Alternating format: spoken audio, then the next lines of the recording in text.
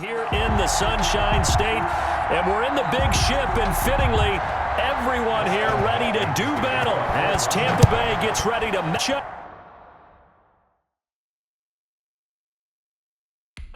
with the Washington football team. On the return, Ogunbowale. And it's a pretty good return here as he'll get this up to the 29. First try on offense for the Bucs and their veteran quarterback, Tom Brady. What I enjoyed this week is that you asked to talk to his offensive center before the game and find out a little bit more about him and what the relationship is. And that was a pretty positive story, wasn't it? Yeah, and really what I took away from that is just how it has permeated throughout the entire offensive line, the relationship they've had. It's really a group that's in sync. They care about him. That's the thing. They really care. And when you care that much, you're going to play that much harder for him and give him a better chance to lead the team to wins. Well, partner, I'm not sure how this drive's going to end, but how about the way they flip field position there? A nice attacking play that picked up a heck of a chunk of yardage.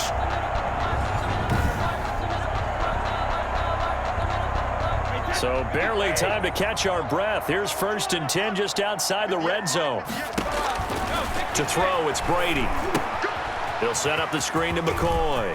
He's got the first down inside the 10. And he's into the end zone for a Tampa Bay touchdown. From 21 yards away. And the Bucs take the ball down the field and score on their opening drive.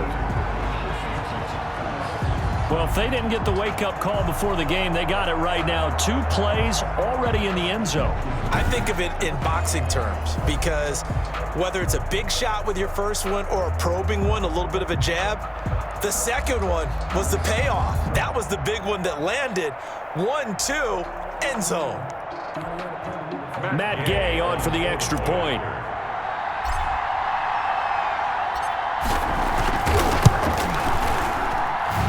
Gives the Bucs a 7-0 lead. Well, it wasn't a one-play drive, but I think they'll take it.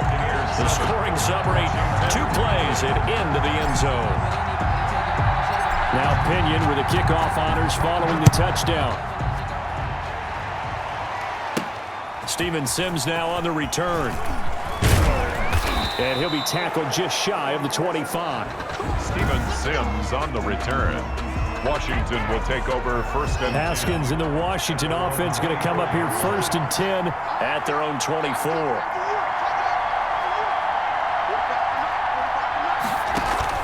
Off of play action, he'll look to throw.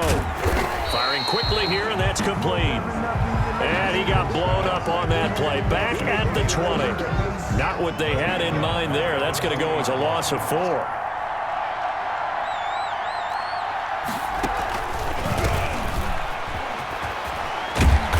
He's going to get 7 out of this before being taken down at the 27. Ball carrier. They got to give kudos to your offensive line and the guy carrying the ball because they were in a 2nd and long situation. It seemed pretty dire, but they brought it back to 3rd and manageable with that run. He rifles one that's intercepted. Picked up by Levante David. And it's a pick 6. He brings it back to the house for a Buccaneer TD. And this defense looking like they have come to play the pick 6, and just like that, it's 13-0 early on. Well, go back with me to our training camp visit. What do we hear during these drills? Pass. Ball's in the air. And then my favorite. Oski. That's the interception. That means everybody finds someone to block them legally, stay on your feet, and they get it done. Touchdown. 14. Extra point by Gay is up and good. And that'll make the score 14-0. So they'll get another shot on offense following that pick 6. And now the kick is away. Here's Sims to return. And he will make it to the 20-yard line and no further. On the return. Washington takes over 1st and 10. At their own. Out there set and ready for this next drive, the Washington offense. And they gave up the pick 6, and now they'll be looking to right the ship here.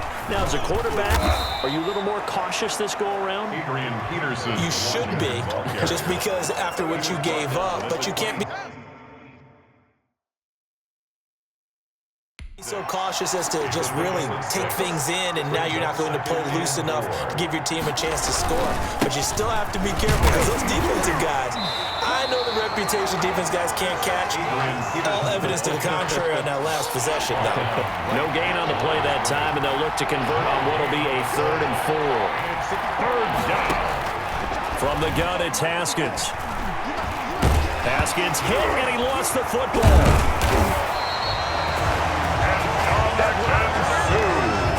Offensively lucky they're able to keep the football, but now 4th down, so they'll have to boot it away. I do think, though, they're going to look at this as a positive. 1, they recovered the fumble, so they retained possession. But 2, being able to punt it changes field position for them. Imagine if that turnover takes place there. Now your defense has to go onto the field and try and hold. Instead, they get a little breathing room. So possession goes over here on the punt, and the Bucs will get ready to go on offense. Brady and the Bucs now with a 1st and 10 at their own 26. Here's Ronald Jones, first carry for the USC man.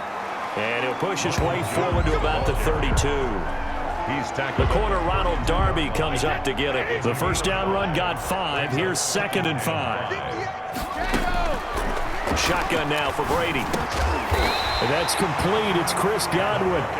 And he'll get it out near the 40 to the 39. 7 yards there and a first down. I think defensively you're okay with that. Here in the first quarter, he's going to get some catches, but they rallied to him quickly. And that's what you count on, and I like what you just said.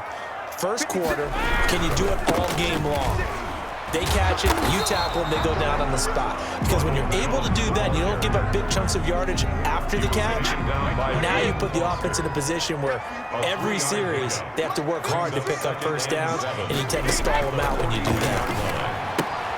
Brady's throw there complete, and he'll be out of bounds up near the 45 at the 44.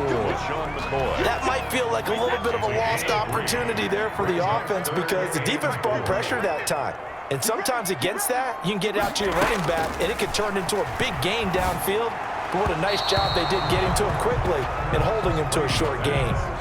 So the defense able to get off the field here on 3rd down. And it's one of the goals of the game. They've got to be effective on passing downs. It's one of the few things defenses chart. How did we do on 3rd down? That's a nice start for them in this one. Fair catch called for and made, but now we'll have to see about the penalty.